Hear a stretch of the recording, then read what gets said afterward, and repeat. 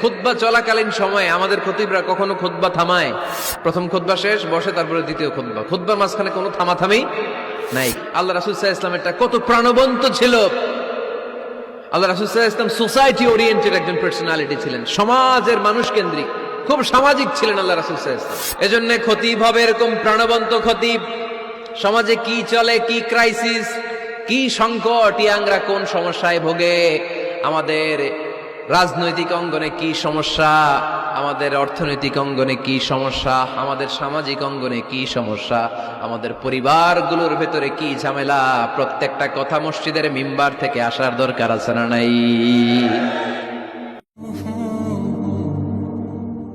আল্লাহর হাবিব সাল্লাল্লাহু আলাইহি ওয়াসাল্লাম মসজিদে নববীতে জুমার খুতবা দিচ্ছেন। খুতবা চলাকালীন সময়ে এক সাহাবী এসে মসজিদের মধ্যে বসে পড়লেন। আল্লাহর হাবিব সাল্লাল্লাহু আলাইহি ওয়াসাল্লাম সাহাবীরে বললেন, দাঁড়াও। সাহাবী দাঁড়ালেন। আল্লাহর নবী জিজ্ঞেস করলেন, কেন বসে বললা? 2 রাকাত পড়ছো নাকি? সাহাবী বলে, পড়ি নাই। বিশ্বনবী বললেন, তাহলে তাড়াতাড়ি 2 রাকাত নামাজ পড়ে বসে যাও। সুবহানাল্লাহ পড়েন। 2 রাকাত পড়ো নাই তো পড়ো, দাঁড়াও, তারপরে বসো। দেখেন, খুতবা চলাকালীন সময়ে আমাদের খতিবরা কখনো খুতবা থামায়? কথা বুঝেন নাই? জুমার খুতবা আপনারা শুনেন না? খুতবা চলতেছে, ওই মুহূর্তে ইমাম সাহেবরা কখনো খুতবা থামায়? মাঝখানে কোনো ঝামেলা হইলে থামায় না। প্রথম খুতবা শেষ, বসে, তারপরে দ্বিতীয় খুতবা। খুতবার মাঝখানে কোনো থামাথামি নাই। কিন্তু আল্লাহর হাবিব সাল্লাল্লাহু আলাইহি সাল্লাম কেমন খতিব ছিলেন দেখেন। আল্লাহর হাবিব সাল্লাল্লাহু আলাইহি ওয়াসাল্লামের খুতবা দেওয়ার স্টাইল এন্ড অ্যাটিটিউড এবং আমাদের খুতবা দেওয়ার স্টাইল এন্ড অ্যাটিটিউড, আল্লাহ রাসূল সাল্লাল্লাহু আলাইহি ওয়াসাল্লাম এটা কত প্রাণবন্ত ছিল।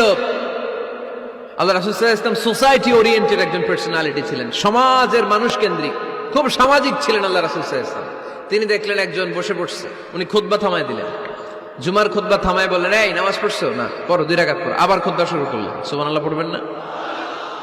একবার তিনি খুতবা দিচ্ছেন, দেখলেন আল্লাহ রাসূল সাল্লাল্লাহু আলাইহি ওয়াসাল্লামের 2 জন নাতি হাসান আর হুসাইন রাদিয়াল্লাহু তাআলা আনহুমা, ছোট্ট মানুষ, একজন এদিকে দৌড় দেয়, আরেকজন ওদিকে দৌড় দেয়। আল্লাহর হাবিব সাল্লাল্লাহু আলাইহি ওয়াসাল্লাম খুতবা থামিয়ে দিলেন। মিম্বার থেকে নেমে আসলেন, 2 নাতিকে 2 হাতে ধরলেন, ধরে আস্তে করে জান্নাতের এই 2 সর্দারকে নিয়ে মিম্বারের উপরে দাঁড়ালেন। এই হাতে এই নাতি, ওই হাতে আরেক নাতি। এরপর দাঁড়িয়ে দাঁড়িয়ে তিনি বাকি খুতবা দিলেন। পড়েন সুবহানাল্লাহ। কত প্রাণবন্ত খুতবা। উনিও খুতবা দিতেন, আমরাও খুতবা দেই। আল্লাহর হাবিব সাল্লাল্লাহু আলাইহি ওয়াসাল্লাম খুতবা দিচ্ছেন।